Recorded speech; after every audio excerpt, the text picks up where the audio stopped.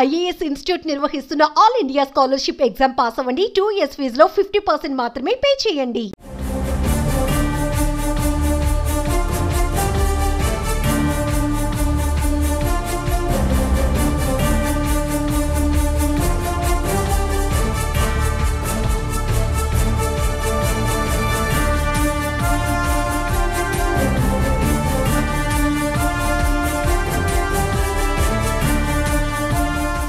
శ్రీకాకుళం అంటేనే సైనికులు ఎక్కువగా ఉండే జిల్లా. డిఫెన్స్ లో చేరేందుకు అక్కడ యువత ఎక్కువగా ఆసక్తి చూపెడతారు.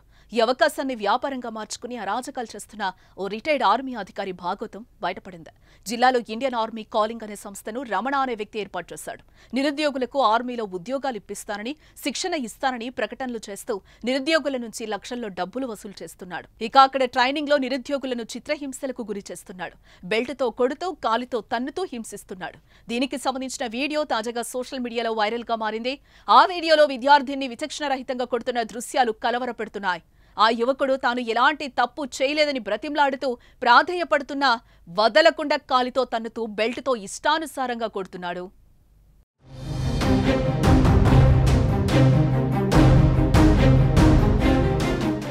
రమణ పైశాచికం ఇదే కాదు, గతంలో కూడా ఆయన తీరుపై చాలా విమర్శలే వచ్చాయి. ఉద్యోగాలు రాలేదని అడిగిన నిరుద్యోగులపై కూడా ఇదే రకంగా దాడులు చేస్తారనే ఆరోపణలు సైతం ఉన్నాయి. ఉద్యోగాలు రాని వారు బయటకొచ్చి ఫిర్యాదు చేయాలన్నా, తమ ఆవేదన వ్యక్తం చేయాలన్నా తమను ఏ విధంగా హింసలకు గురి చేస్తాడోనని భయపడుతున్నట్లుగా తెలుస్తోంది. నిరుద్యోగుల నుంచి సుమారు 1 లక్ష నుంచి 5 లక్షల వరకు వసూలు చేస్తాడని సమాచారం. అతనికి రాజకీయ అధికారుల అండదండలు ఉండడంతో ఎవరూ ఆయన్ని ఎదిరించే సాహసం చేయడం లేదు. నిరుద్యోగులు డబ్బులు కట్టి నిండా మోసపోతున్నారు. తాజాగా ఈ వ్యవహారం ఎస్పీ దృష్టికి వెళ్లడంతో ఆయన సీరియస్ గా తీసుకున్నారు.